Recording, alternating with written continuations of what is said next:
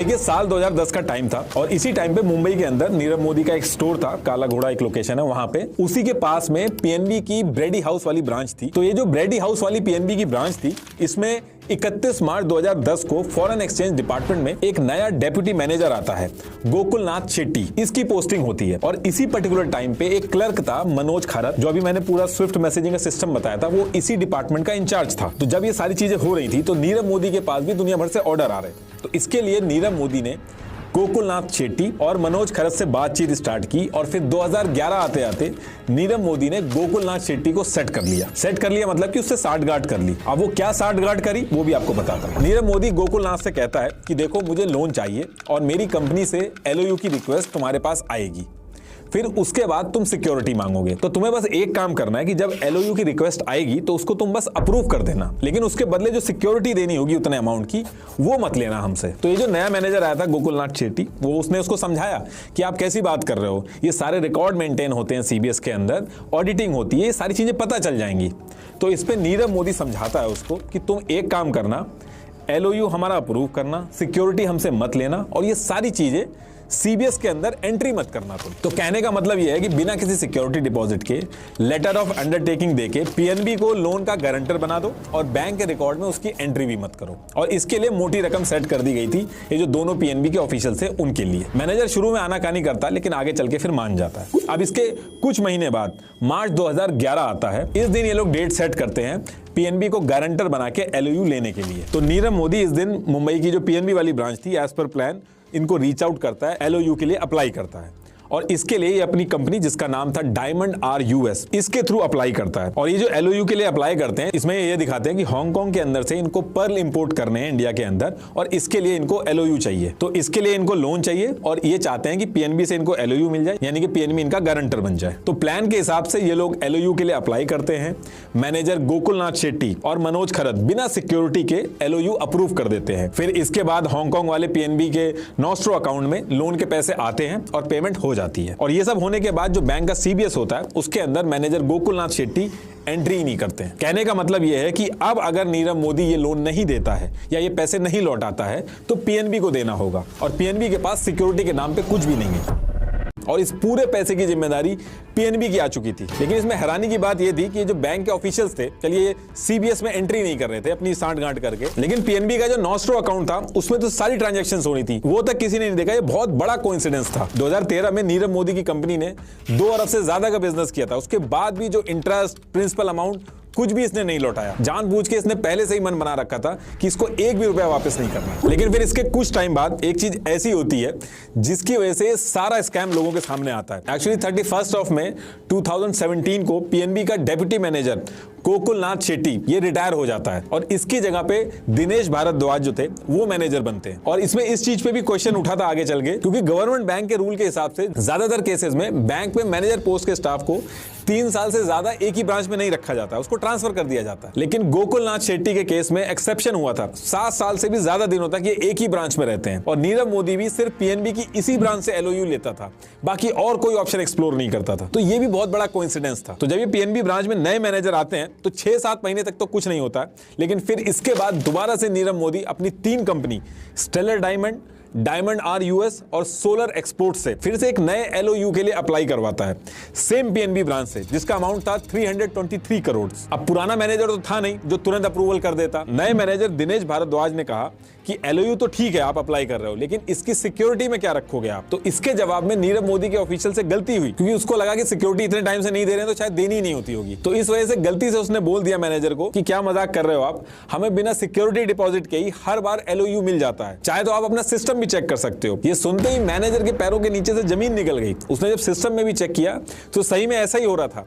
Manager ने अपनी higher authority को इन्फॉर्म किया और इंक्वायरी बैठाई तो पुराने मैनेजर ने जो जो चीजें की थी वो सारी चीजें सामने आ गई। बिना किसी सिक्योरिटी के पीएनबी बैंक करोड़ों का गारंटर बन चुका था। मतलब कि अब वो पैसा पीएनबी को देना होगा अगर नीरव मोदी नहीं देता है, और जो कि नीरव मोदी की नियत ही नहीं थी देने की। इसके साथ साथ 1 जनवरी 2018 को नीरव मोदी अपनी फैमिली के साथ इंडिया से बाहर निकल चुका था। अब इन सारी चीजों के बाद पीएनबी अपनी गलती सुधारने के लिए सारे एफर्ट्स डाल के पीएनबी ने नीरव मोदी की कंपनीज को बोला कि जो भी पेंडिंग अमाउंट है वो आप क्लियर करिए और जो भी आइटम आपने इंपोर्ट किए हैं उसके डॉक्यूमेंट सबमिट करिए। तो इधर पीएनबी बैंक में इतना सारा केओस मचा हुआ था और दूसरी तरफ नीरव मोदी स्विट्जरलैंड में वर्ल्ड इकोनॉमिक फोरम की समिट में हमारे पीएम के साथ फोटो खिंचवा रहा था। अब इसके बाद जब नीरव मोदी की कंपनीज जो थी वो 25 जनवरी 2018 तक जब कोई भी अमाउंट क्लियर नहीं करती हैं और डॉक्यूमेंट्स भी सबमिट नहीं करती हैं, तो फिर थक हार के 4 दिन बाद पीएनबी बैंक 29 जनवरी 2018 को आरबीआई को फ्रॉड के बारे में बताता है। और इसके साथ साथ पीएनबी बैंक के जो ऑफिशियल्स थे उन्होंने सीबीआई के पास नीरव मोदी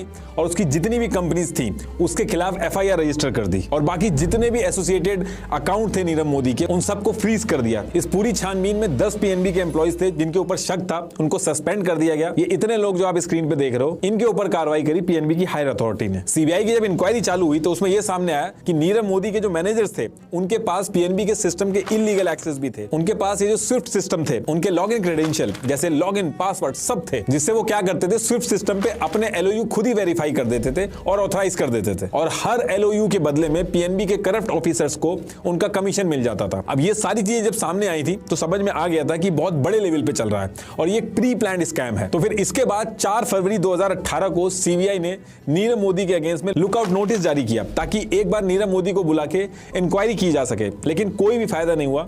नीरव मोदी ने कभी हेल्थ का बहाना बनाया, कभी कोई अपॉइंटमेंट या किसी मीटिंग का बहाना बनाया, लेकिन वो आया नहीं। एलओयू का पूरा सिस्टम था इसको ही बैन कर दिया। तुरंत फ्यूजिटिव इकोनॉमिक ऑफेंडर एक्ट 2018 लेके आया गया ताकि आगे से ऐसा ना हो और ऑडिटिंग के पूरे प्रोसेस को भी उस टाइम पे चेंज किया गया नेशनल फाइनेंशियल रिपोर्टिंग अथॉरिटी बना के। आम जनता बहुत ज्यादा गुस्से में थी और एजेंसीज के ऊपर भी बहुत ज्यादा प्रेशर था और जब प्रेशर बहुत ज्यादा बढ़ा तो इनके जो चेले चपाटे थे उनको पकड़ना चालू किया गया, जैसे हेमंत भट्ट जो इस पूरे घोटाले का पेपर वर्क संभालता था, पीएनबी के मैनेजर गोकुलनाथ शेट्टी और क्लर्क मनोज खरत और नीरव मोदी की कंपनी के फाइनेंस संभालने वाले विपुल अंबानी। इसके साथ साथ 4 और एम्प्लॉइज को अरेस्ट करती है एजेंसी।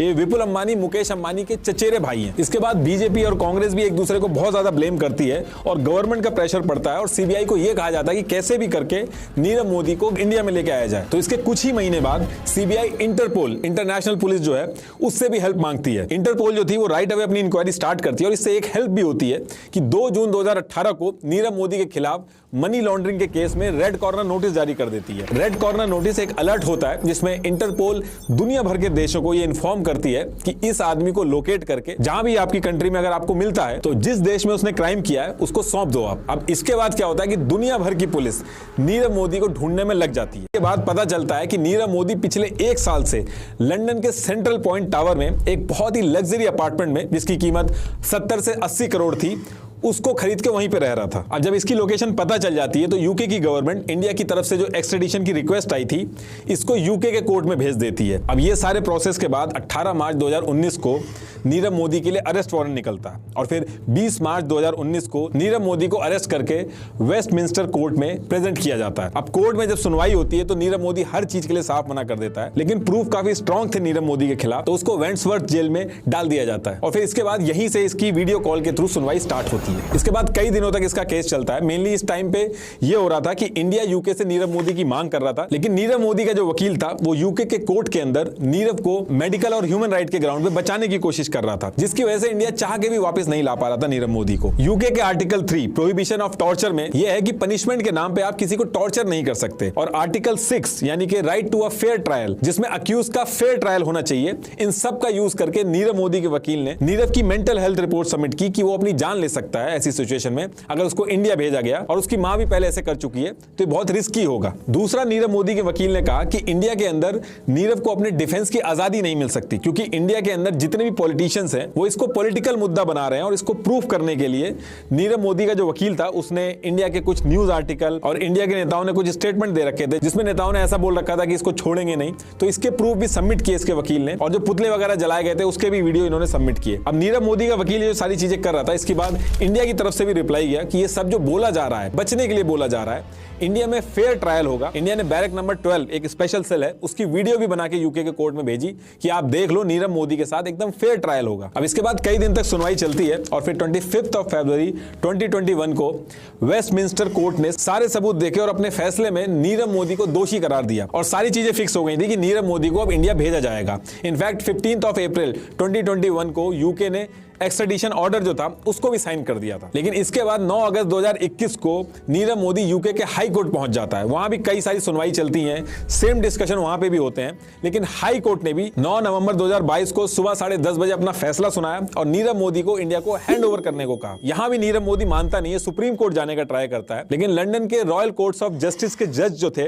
उन्होंने इस अपील को रिजेक्ट कर दिया। अब यहां से यह था कि 15 दिसंबर 2022 तक नीरव के सारे ऑप्शंस खत्म हो चुके थे। अब सबको यह था कि नीरव मोदी इंडिया लाया जाएगा। इनफैक्ट यूके के एक्स्ट्राडिशन प्रोसेस के हिसाब से 28 दिन के अंदर नीरव मोदी को इंडिया के अंदर आ जाना चाहिए था। लेकिन 15 दिसंबर 2022 से लेकर आज तक एक्स्ट्राडिशन का जो एग्जैक्ट स्टेटस है वही क्लियर नहीं हुआ। मतलब कि पता ही नहीं चला कि वो क्यों नहीं आया। कुछ लोगों ने गेस किया कि अब नीरव मोदी असाइलम के लिए अप्लाई करेगा, जो कि सीक्रेट है, अभी ये कंफर्म नहीं हुआ है। और अभी की बात करें तो आज की डेट तक इंडियन गवर्नमेंट के पास ना तो पूरा लूटा हुआ पैसा वापस आया है, ना ही उस पैसे को लूटने वाले हाथ आए हैं उसके। और ये जो मल्टीपल रूल्स लाए गए थे बैंक्स के अंदर ताकि दोबारा ये सारी चीजें ना हो, वो भी काम करती हुई नहीं दिखाई दे रही हैं। क्योंकि पिछले 5 साल की बात करें तो इंडियन बैंक्स ने हम और आप जैसे लोगों के जमा किए हुए 10.57 लाख करोड़ रुपीस के एनपीएस डिक्लेयर करके राइट ऑफ कर दिए हैं। तो एक्चुअल में ये सारी चीजें दोबारा नहीं होंगी, इसकी कोई गारंटी नहीं है। बस हम लोग ये होप कर सकते हैं कि ऐसे लोग जो इस तरीके से बेवकूफ बना के देश का पैसा लूट के बाहर ले जा रहे हैं, इनको कैसे भी करके वापस लाया जाए।